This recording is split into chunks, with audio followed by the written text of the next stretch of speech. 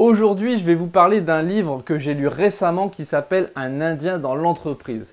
C'est en fait la traduction de Gun Ho, écrit par Ken Blanchard et Sheldon Bowl, qui sont tous deux des auteurs à succès.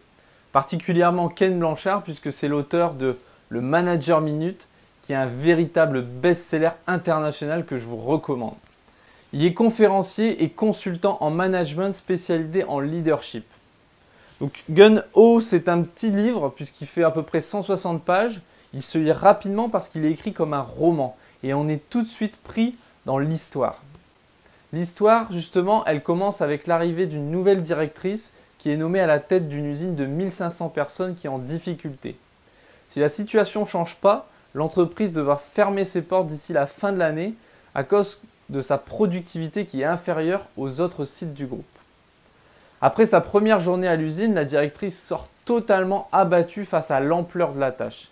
Elle décide d'aller se balader dans le village pour réfléchir et elle fait la rencontre, sans le savoir, du responsable de l'atelier finition.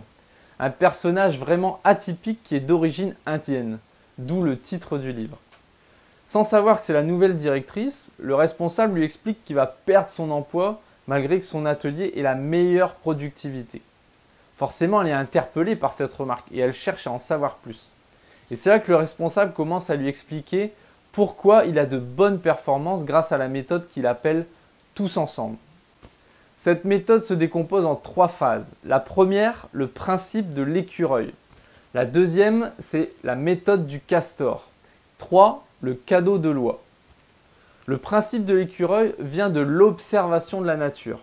À l'automne, les écureuils travaillent sans relâche pour préparer l'hiver. Ce sont de véritables acharnés du travail car ils savent que s'ils ne le font pas, ils mourront. Ils ont compris que leur travail est utile. C'est le premier concept. Pour que les gens donnent le meilleur d'eux-mêmes, il faut qu'ils sachent que leur travail est utile pour le reste du monde. Même la tâche qui paraît la plus insignifiante a de l'importance. L'exemple du livre est de faire la vaisselle dans une cantine. Ça peut sembler être un travail avec peu de valeur, mais si on y réfléchit, grâce à cette personne qui fait la vaisselle, des centaines d'étudiants peuvent manger sans risque d'être malades à cause d'une infection. Il faut donner du sens. Le second principe est tiré de l'observation des castors qui construisent leurs barrages. Les castors sont totalement autonomes. Il n'y a aucun chef qui leur dit comment faire. Ils posent les branches comme bon leur semble et ils le font bien parce qu'ils connaissent leur objectif. Chacun se prend en main. C'est le deuxième concept. Définir l'objectif, pas la manière de faire.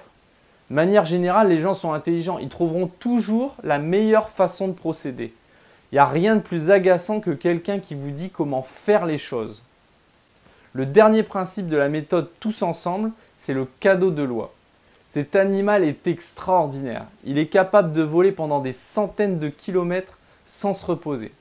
Pour arriver à cet exploit, la théorie du livre, c'est que les hurlements des oies sont en fait des encouragements. Les oies s'encouragent les uns les autres. C'est le troisième concept. Il faut féliciter ses collaborateurs de manière spontanée pour leur réussite, mais pas seulement. Un très bon exemple est cité dans le livre, c'est que les supporters d'une équipe de foot n'attendent pas que leur équipe marque un but pour les encourager.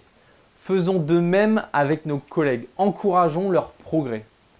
Ce que j'ai aimé dans le livre, c'est qu'il est écrit simplement et sous la forme d'un roman. Il y a vraiment un effort de synthèse et de répétition des concepts clés du livre. La philosophie du livre qui est vraiment d'un bon sens désarmant et que l'on rencontre malheureusement rarement dans l'entreprise. Ce que j'ai un peu moins aimé, c'est le manque d'exemples et d'astuces concrètes pour mettre en place les pratiques et les concepts du livre. À bientôt dans une prochaine vidéo.